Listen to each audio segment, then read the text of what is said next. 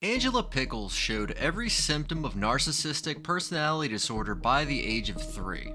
Chucky Finster's anxiety wasn't a personality quirk, it was a trauma response to his mother's death. Tommy's reckless bravery wasn't courage, it was disassociation. Phil and Lil were so psychologically merged they couldn't function as separate people. And Dil showed signs of developmental neglect before he could walk.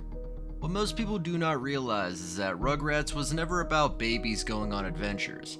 It was a clinical case study in childhood psychological damage, and the evidence was hidden in plain sight for over 30 years. Not speculation, real clinical analysis using DSM-5 diagnostic criteria. Case 1, Angelica. Let's move. The DSM-5 diagnostic criteria for narcissistic personality disorder requires 5 of 9 markers: grandiose sense of self-importance, preoccupation with fantasies of unlimited success and power, belief that one is special and unique, requires excessive admiration, sense of entitlement, interpersonally exploitative, lacks empathy, envious of others or believes others are envious of them, arrogant behaviors or attitudes. Angelica Pickles meets 7 of these 9 criteria at age 3. The show played her as comic relief, the bratty cousin who bosses everyone around and steals cookies. But when you apply actual clinical diagnostic standards to her behavior across the series, what emerges is not a spoiled child. It is a textbook presentation of narcissistic personality disorder developing in real time, and it was caused by exactly what you think it was. Drew Pickles is an investment banker who treats his daughter like a portfolio asset. Charlotte is a CEO who communicates with Angelica almost exclusively through a speakerphone. Watch any episode where Angelica's parents appear. Count how many seconds of direct, undivided attention Angelica receives. You will not need both hands. Here's what the clinical literature on narcissistic personality formation tells us. When a child receives attention only for negative behaviors, when compliance is ignored but disruption is rewarded with engagement, the child learns that cruelty is the only reliable pathway to connection. Angelica did not choose to become this way. She was trained. Every time she destroyed the baby's game and Drew finally looked up from his phone. Every time she screamed loudly enough that Charlotte paused her call. The pattern reinforced itself across 172 episodes.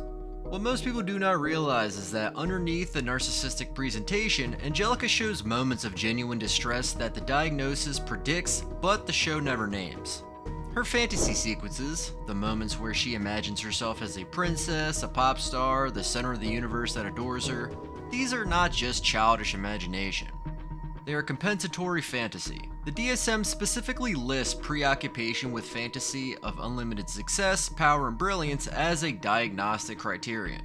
Angelica retreats into a world where she matters because in the real world, she does not. The Angelica imagined all the babies creepypasta has been circulating for years.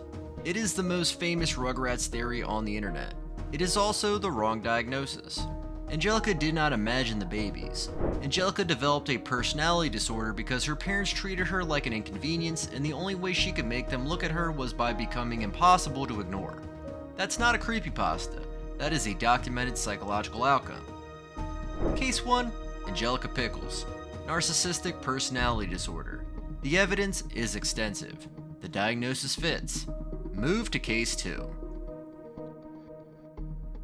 Chucky Finster is afraid of everything. Heights, bugs, the dark, clowns, strangers, slides, the playground, his own shadow. The list of things Chucky is afraid of is longer than the list of things he is not. The show treated this as his defining personality trait. The nervous one, the coward, the comic relief who screams and runs away. Chucky's mother died when he was an infant. The show addressed this in the Mother's Day special, a single episode that confirmed what had been implied for years. Melinda Finster passed away from a terminal illness. Chucky has no memory of her. Chaz Finster has raised him alone ever since. Here is what attachment theory tells us about children who lose a primary caregiver in infancy. The world becomes permanently unsafe. Not metaphorically, neurologically.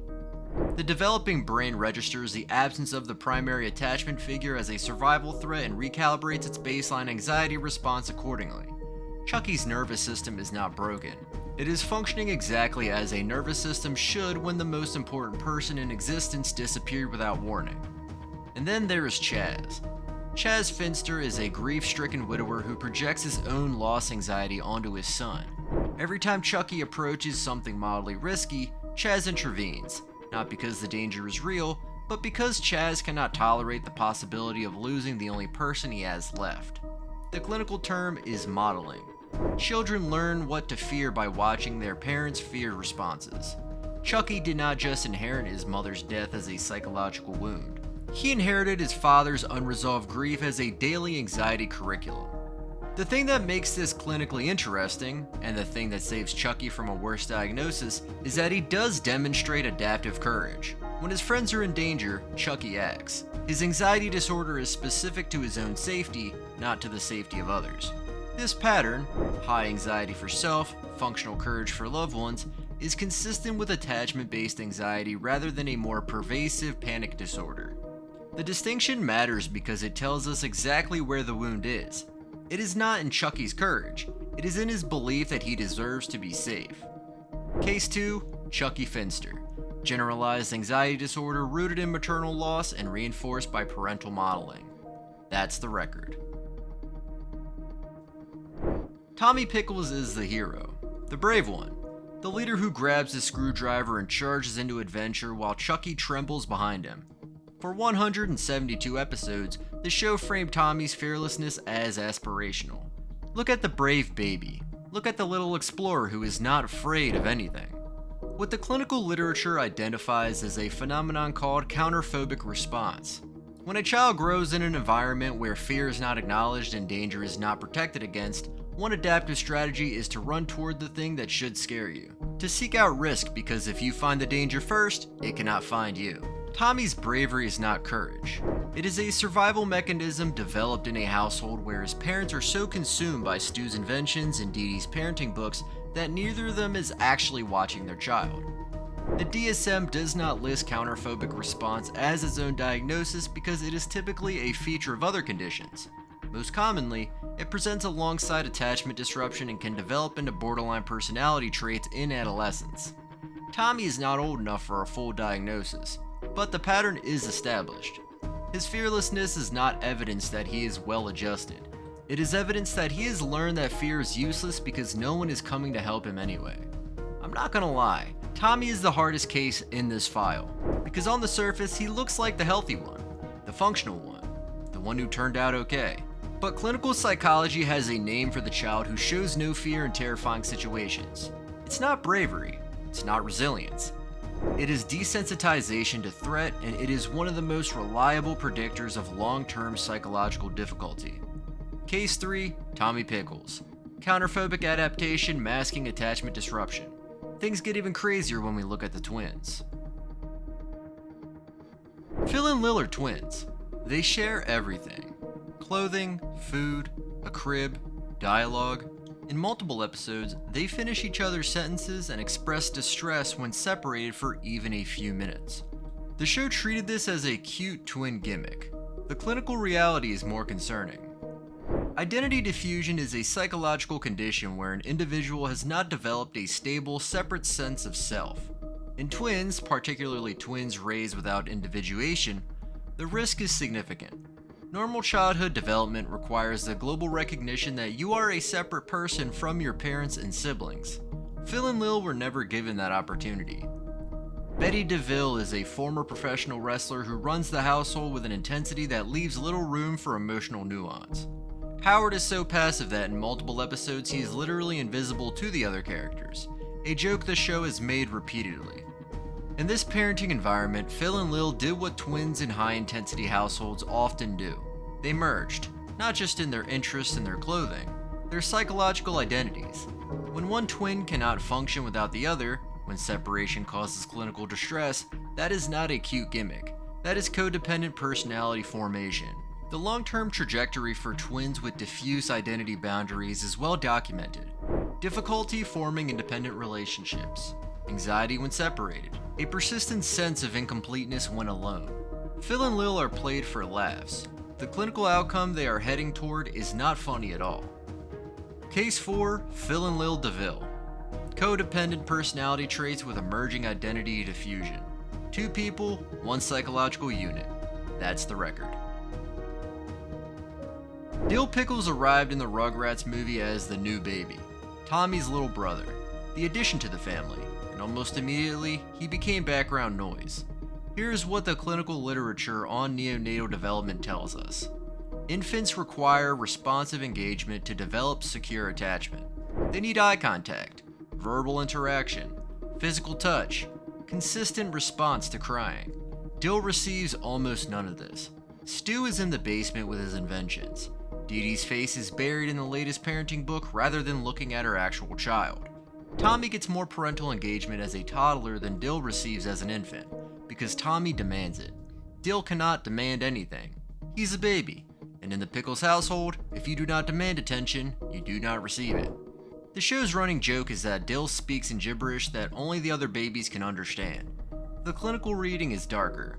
Dil's communication is underdeveloped because his communication attempts are not being reinforced. Children learn to speak through interaction. Dil's linguistic delay is not genetic, it's environmental. Case 5, Dil Pickles. Early indicators of developmental neglect. The evidence is subtle because the show never drew attention to it, but it is there in every episode. Watch them again. Watch how often nobody is watching Dil. 5 characters, 5 clinical case files, 1 show that has been hiding in plain sight for over 30 years. The reading that Rugrats is just a cute cartoon about babies going on adventures is the surface. The clinical reality is that every single character represents a different pathway through childhood psychological damage. Angelica developed narcissism because neglect was the only attention available. Chucky developed anxiety because the world took his mother before he could form a memory of her. Tommy developed counterphobic dissociation because fear was useless in a house where nobody was watching. Phil and Lil merged into one person because they were never treated as 2. And Dil is already showing the signs of what happens when a child arrives in a family that has no capacity left for him. These are not fan theories. These are diagnostic patterns consistent with the DSM-5 criteria and supported by decades of attachment research. The show did not intend to create this, but intention does not matter. What matters is what is on screen, and what is on screen is the most psychologically dense cartoon portrait of childhood damage ever aired on Nickelodeon. Rugrats was never about babies going on adventures. It was about children developing survival mechanisms in a world where the adults had already failed them. This is not a cartoon, that is a mirror. Which case changed how you see the show?